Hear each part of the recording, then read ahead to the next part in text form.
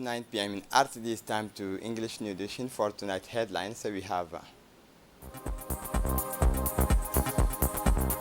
the awareness seminar on the regulatory infrastructure safety and nuclear security. Regulatory infrastructure and nuclear safety. For the international scene, shipwreck of the coast of Syria, dozen dead. Welcome to our newsroom. The National Authority for Nuclear Safety and Radiation Chemical and Biological Security organized on Thursday morning a national seminar on the awareness of the regulatory infrastructure of radiological safety and nuclear security at the CERD conference room. The objective of this seminar is to provide guidance for improving the national regulatory infrastructure for radiation safety and security of radioactive materials, and this seminar which took place in the presence of the International Agency for Energy atomic experts, aim to raise awareness among stakeholders involved in radiation safety and security of radioactive materials on the role and missions of the national authority that will ensure the applications of regulatory text aimed at improving the protections of man and the environment against the harmful effects of ionizing radiation. This event was attended by the Minister of Higher Education, Dr. Nabil Mohammed Ahmed, the General Director of the National Authority for Radioactive Materials, Ms. Marie Natalis, and the General Director of CERD, Jaluddin Mohammed, experts from the International Atomic Energy Agency, including Ms. Bushra Bustani and Vasiliki Kamenopoulou, as well as Rashida El Ghamousi and Nafa Regegi. For his part, the Minister of Higher Education and Research, Dr. Nabil Mohammed Ahmed, said that the objective of this seminar is to provide guidance for improving the national regulatory infrastructure for radiation safety and security of radioactive materials, and this seminar organized by the safety and security authorities on the project signed in council concerning radioactive materials and nuclear safety and security. Still in news of the country, the organizations of Chartered Accountant in Professional held this Thursday an open day at the Chamber of Commerce of Djibouti. Indeed, the organizations of Chartered Accountant in Professional, which has more than 34 members, proceeded with the Club of Young Djiboutian Entrepreneurs to the signing of a partnership agreement. This convention was initiated by the president of the organizations of the Chartered Accountant in Professionals, Yusuf Osman, and the president of the Club of the Young Entrepreneurs, Mr. Muhammad Abdu. This last one pronounced a speech in which he explained the importance of the signature conventions of partnership between the two parties.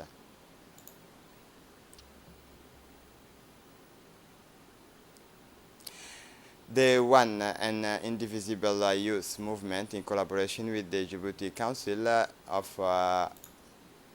Djibouti's Council, organized on Thursday at the UNFD in the commune of Boulaous the National Caravan of Citizens and Patriotic Awareness.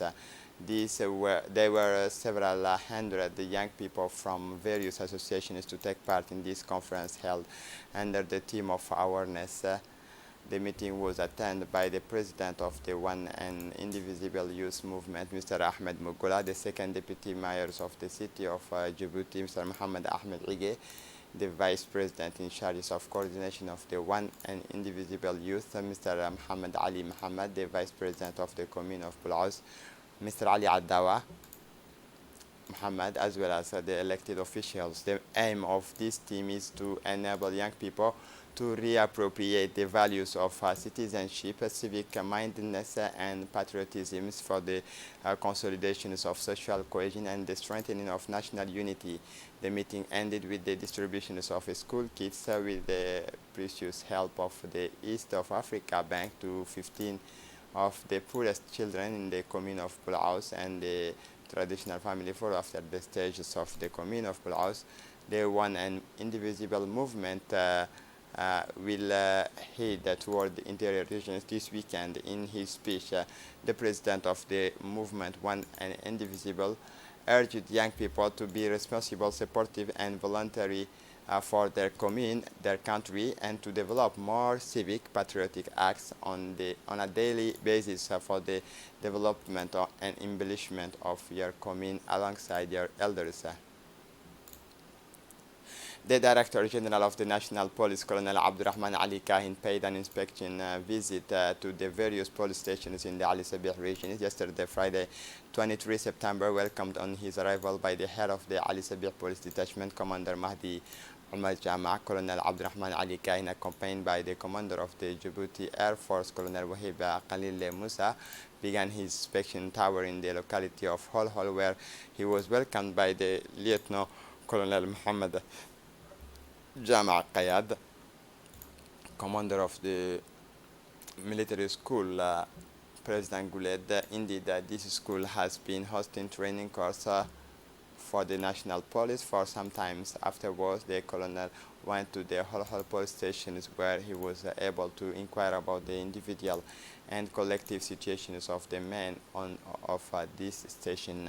After Holhol, Colonel Abdurrahman Ali Kain went successively to the Ali Ade police stations and the Galile border post. The prefect of Ali Sabih, Musa Adan Migane, the president of the regional council, Sharmake Hassan Alale, Lieutenant Faisal Hussein Aden, as well as the police officers in charge of Galile immigration branch, welcomed the Director General of the National Police. The inspection visit of Colonel Abdurrahman Ali Kahin ended with a visit to the Ali Sabih police detachment. The objective of this tower in the region of Ali Sabih was to assess the resources available to the police officer assigned to the various police stations in this region, so that they can carry out their regalian missions in good conditions. Several senior officers accompanied the colonel on this inspection tower.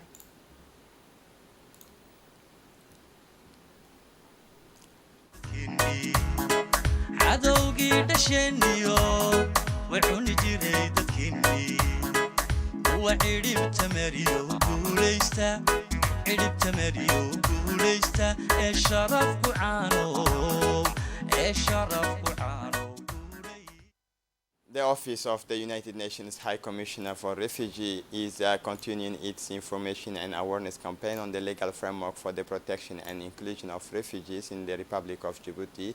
On Thursday, 22 September 2022, UNHCR, in collaboration with ONARS and with the financial support of the European Union, held a workshop on the same themes at the Hotel La Palmeraie in Ali Sabih. This workshop brought together 18 members of the law enforcement security forces, namely police, national police, and gendarmerie and army. The workshop was attended by the prefect of the region, Musa Adan Migane, Mr. Sanktam Nadjikuman Julia, UNHCR operations officer, and Leila Ali, ONARS file coordinator. Mr. Sanktam Nadjikuman Julia stated that the workshop had the following objectives: to inform the participant on the legal framework for the protections of refugees in the Republic of Djibouti, to strengthen peaceful cohabitation between refugees and host communities, raising awareness of the rights and obligations of refugees as provided for the law on the status of the refugee in the Republic of Djibouti, to strengthen the inclusions of refugee and asylum seeker in the national systems as defined by the same law, and its two implementing decrees. At the end of the workshop, the participants expressed their satisfactions and wished that this kind of training be regularly organized and extended to a large number of beneficiaries. In an opening speech, the prefect of the region, Ali Sabih Musa Adan Migane, indicated that the Republic of Djibouti has honored its commitment made at the United Nations Summit held in New York in 2016 by the head of state, His Excellency Ismail Omar Guelleh, to develop an asylum law and to include refugees and asylum seekers in basic social services, including health, education, access to employment. Since then, refugees have enjoyed the same rights and duties.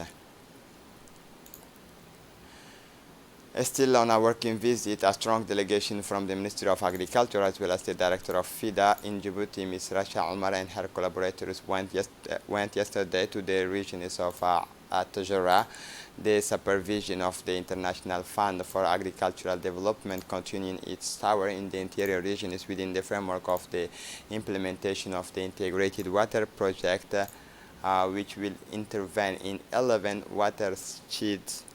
Visit the regions of Tajora. The delegation led by the project manager Mr. Ibrahim Muhammad of the PGIRS and the Djibouti Sudan portfolio manager Rasha Omar, they held a working meeting in the localities of Balho, Dora and Asurat in the region of Tajora to meet with the local steering committee of the watersheds to discuss the scheme of hydraulic and pastoral development and the visit of the borehole that will supply Malaho with drinking waters, which will be set up at 5 kilometers from the village. Still on a working visit, the regional directors of FIDA for North Africa, the Near East and Europe, Ms. Dina Salah, accompanied by strong delegations from the Ministry of Agriculture, as well as the director of FIDA in Djibouti, Ms. Rasha Omara, and her collaborators went yesterday to the Dakhel region. Upon her arrival, the regional directors of FIDA was received by the deputy prefect of Dakhel, Mr. Idris Hussein Abbas, with whom she discussed the objectives of her visit as well as the sectoral development project carried out by FIDA in collaboration with the Ministry of Agriculture, Livestock and Fisheries. However, the discussion is focused on the potential of the regions in terms of agriculture, livestock, water and other sectors of activity, as well as the persistent constraint of difficulties. At the end of the discussion, is the regional director of FIDA affirming that the priority needs raised corresponded absolutely with the missions and projects that the FIDA tends to undertake in the interior regions with the Ministry of Agriculture. Then the regional director of FIDA and the accompanying delegations went to the regional council of Dakhel, where she met the acting president of regional council, Mr. Ibrahim Guru Abdallah, and the leaders of the associative structures of the region.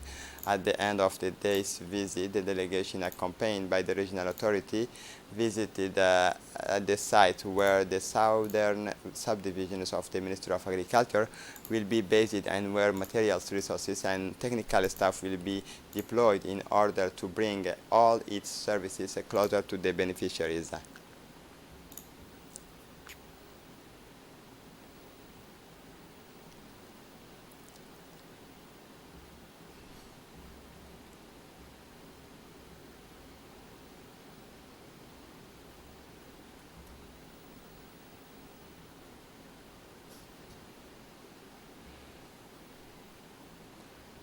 For his part, the director of the project, PGIR, Mr. Ibrahim Muhammad, said that in his speech that in fact, together with the visit of the regional directors of FIDA or IFAD, Ms. Dina Salah and another team composed of the technical officials of FIDA headed by Ms. Rasha Omar, as well as the entire team of the project of this project is a project of integrated water resources management, where we were able to visit all the beneficiaries localities of this project in the three districts of Obok, Tajora and Dakhel. During this visit, we also meet the beneficiaries and they expressed their needs to us, and it's important to point out that within the framework of this project, all the works that will be carried out are the fruit of the expressions of the beneficiaries themselves. After the capital, the Diwan Zakat institutions went to Tajora. Support and solidarity in favor of the vulnerable people has started distributions of contribution for orphans in the regions of Tajora. The Diwan Zakat proceeded in the region of Tajora to the distribution of contribution of the third tranche of the year 2022 in the region of Tajora. In total, more than 80 orphans received 15,000 per person. The Diwan Zakat distribute the contributions for the orphans every 3 months. We learned with great sadness the death of Mako Fure Dubad, who died yesterday afternoon at his home in Balbala, born in 1930 in Djibouti. The late Mako Fure Dubad was an independence fighter of the first era and a very active member of the Al-PAI movement that led to our national independence. She had 4 children, including the late journalist Ismail Abtidon Yunis and Muhammad Abtidon Yunis, deputy directors of the domain, and more than 14 grandchildren. Following this tragic disappearance, the editorial staff of the newspaper sends its condolence to the family of Fure Dubad as well as the family of Abtidon Yunis, and implores the God to grant him his mercy. Inna lillahi wa inna ilayhi raji'un. For the international scene, both sinks off in Syria, a dozen dead. Listen to this report. 77 migrants have drowned off the coast of Syria after their boat sank, the Syrian health minister said on Friday. This is the deadliest death toll since the recent phenomenon of illegal immigrations from Lebanon. More than 150 people, mainly Lebanese and Syrians, were on board the small boat that sank Thursday off the northwestern Syrian port city of Tartus, the minister told the AFP.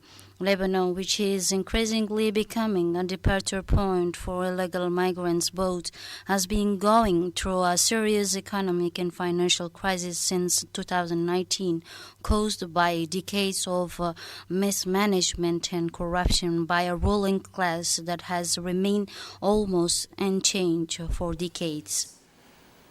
And to close up this edition, Italian legislative elections, Matteo Salvini from light to shadow. Listen to Kasr Ali. Conservative populist with the simplest discourse, Matteo Salvini, 49, has been eclipsed by the rise of Giorgia Meloni on the Italian politics scene. The former interior minister had his party, the League, are now relegated to playing second field to the right wings and far-right coalition that is favored to win the legislative election. This is it for the news. Thanks for watching us. Have a good evening.